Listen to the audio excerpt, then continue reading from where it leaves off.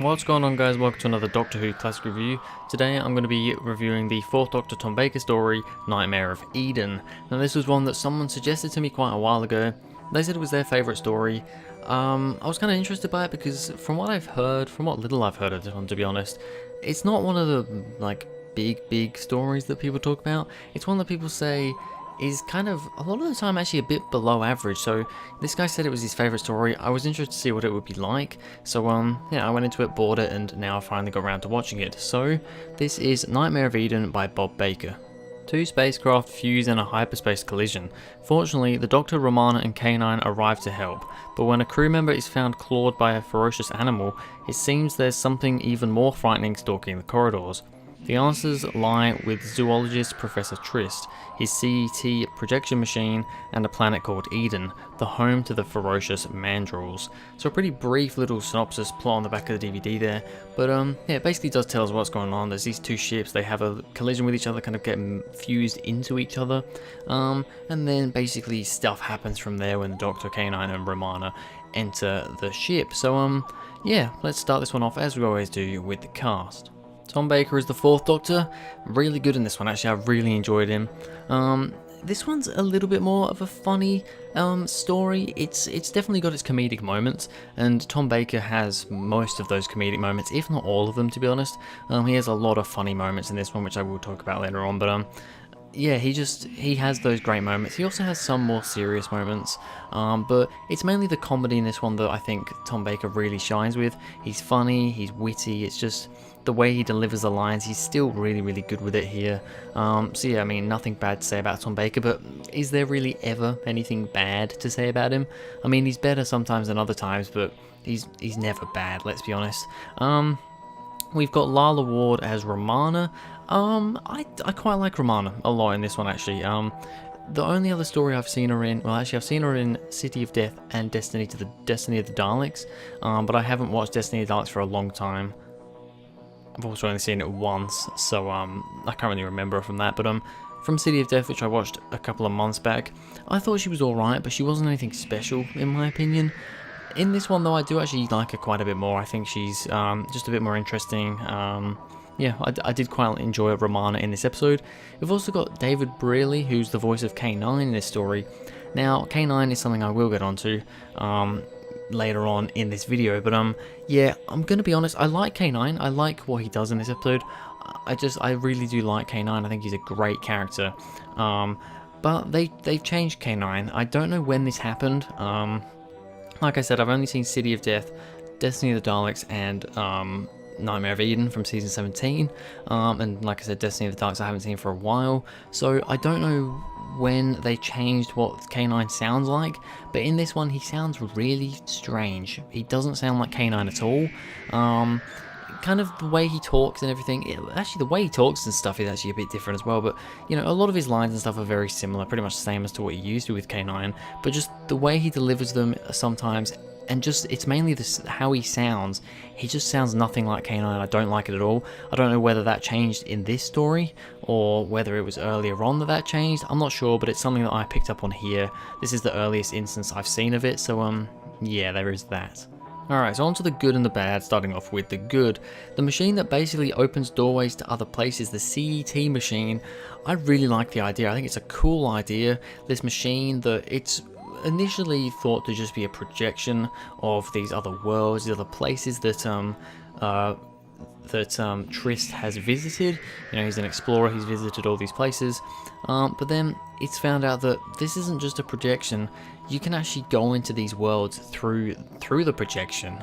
This machine opens up basically a doorway to these worlds, and I think that's just a really cool concept. Maybe not the most unique nowadays, but I suppose back in that time it probably was. And I think it's realized pretty well. I think it looks pretty decent. You know, you've just got this projection and it goes into the world. I think it looks good when people are walking through into it. It looks cool. And yeah, just altogether I think it's a pretty cool design and just a nice, interesting thing. Lots of funny lines by the Doctor. I said this before. I don't really have any in particular right now that I'm not maybe going to mention later on, but yeah, it's just he just has a lot of funny lines. I mean, there's the Jelly Baby one. You know, he's running through the through all the passengers on that other ship, trying to chase down this guy who he thinks is thinks is completely suspicious for taking the drug on board, the Roxin drug or whatever it's called.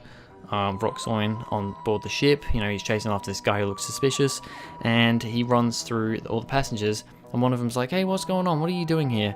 And he basically just he gets out a Jelly Baby, says, "Here, have a Jelly Baby. Make sure you brush your teeth." And it's just a really funny line. I've heard that line before, even though I haven't seen the story. But yeah, just some really great stuff from Tom Baker as usual. The Doctor biting the root and saying it doesn't taste that bad. Yeah, out of context, this is like, what are you talking about? When the Doctor and Romana first go into the protection and onto Eden, he's getting basically eaten. He's about to get eaten by this what's pretty much a Venus flytrap, from what I can tell, and he doesn't know what to do, and he ends up just like biting. There's like a root like dragging him in, part of this plant, and he just bites the plant. It like spurts out all this green, horrible, gooey stuff, and it's really disgusting. And then just as he's walking away, he's like, you know, it actually doesn't taste bad. It's just another one of those just funny moments. These are just, you know, like I said, there's a lot of funny moments throughout this story, but I did write a couple down that were just my favorite, or I just thought that is kind of weird and funny at the same time. So that's one of them. Another kind of one, the Doctor leading the Mandrills into Eden, I thought was really cool. You know, the way he used like K9's dog whistle or something. I didn't really capture what that was about, but yeah, he used some whistle, and basically got the Mandrills to go back into Eden, get off the ship. I thought that was a pretty cool scene. But then it was the bit where, you know, he went behind some plants and took the Mandrills behind some plants, and then it was like he started getting eaten, and we didn't know what was going on. It was like, he was like screaming, and there was things flying everywhere, and he just yelled out, "My legs, my arms, my everything." And I just, once again, just a funny moment, just another funny moment. This was definitely a comedic episode, that's for sure. Alright, so bad moments, bad things, there is a few to talk about. First of all, I mentioned it already, K9. I can't really mark the story down on this factor because, one, it's literally just a voice. Marking an episode down because of that is kind of a bit silly. In my mind, it just kind of does it anyway, but I do understand that it's pretty stupid. But I just don't understand why K9 sounds like he does. If someone can tell me when was the first time he changed, into this voice, please tell me. This is what, K9 Mark II, I believe. So yeah, was this... when did K9 Mark II come around? Was that in season 16 with the first Romana? Did he sound like that then? Was it just in season 17 that he changed to sounding like that? I don't know, but he sounds completely different. I don't like it at all. He sounds a bit too human in some ways. And yeah, not a fan of K9's voice, but K9 as character though and everything, still really good. The Mandrills don't look great and are pretty dull in the story. Yeah, sadly the Mandrills themselves aren't the highlight of this story.